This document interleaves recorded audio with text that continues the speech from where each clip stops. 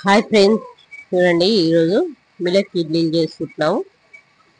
ఇవన్నిటిని ఇప్పుడు కడిగి నానబెట్టుకోవాలి. ఈ ఇడ్లీలకు దీంట్లో ఎక్కువ ఉన్నాయి కదా, మా ఇంట్లో పురుగు పట్టకుండా ఉండడానికి మిరపకాయలు వేసుకున్నాండి.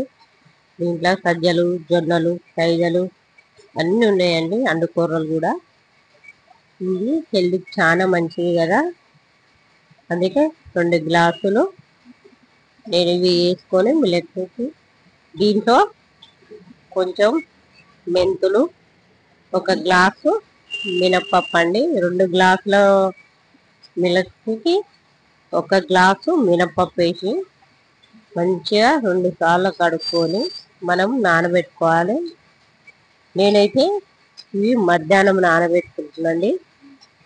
నానబెట్టుకొని సాయంత్రంలోగా అవి మనం మిక్సీ పట్టుకుంటే ఉదయానికి మంచిగా పులుస్తుంది కదా. చూడండి, నేను నైట్ నానబెట్టుకొని మిక్సీ పట్టుకున్నా కదా, ఇవి మంచిగా పులిసినాయి కదా. చూడండి, మనకు ఇడ్లీలు చాలా టేస్టీగా ఉంటాయి, హెల్త్కి కూడా చాలా మంచిది. మీరు కూడా తప్పకుండా మీ పిల్లలకు ఇలాంటి ఇడ్లీలు పెట్టండి. దీంట్లో కొంచెం సాల్ట్ వేసుకొని మంచిగా కలుపుకొని ఇది ఇడ్లీ చేసుకుందాం మనం ఇప్పుడు. చూడండి, ఇంత పొంగింది కదా, బాగా కలుపుకుంటే ఇలా వచ్చేస్తుంది. దీన్ని మనం ఇడ్లీ పాత్రకు కొన్ని ఆయిల్ పెట్టుకొని, మనము ఫుల్ వేయొద్దండి, ఇవి పొంగుతాయి ఇడ్లీలు అనేది.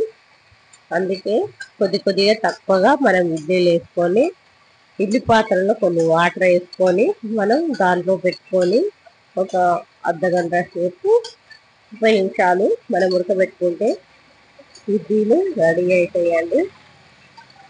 మీరు కూడా ఇలా చేసుకోండి. మన ఈ ఇడ్లీల కంటే ఈ ఇడ్లీలు చాలా హెల్తీ, చాలా మంచిది కదా.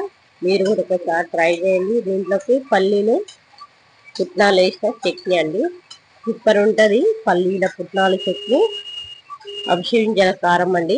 గుండెకి చాలా మంచిది కదా అవిసె గింజలు అనేది. నేను చేసుకున్నాను, అవి ఇడ్లీలు రెడీ అయిపోయినాయి. చూడండి ఎంత బాగున్నాయో.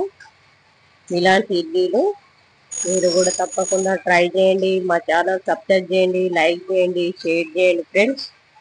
Bye friends.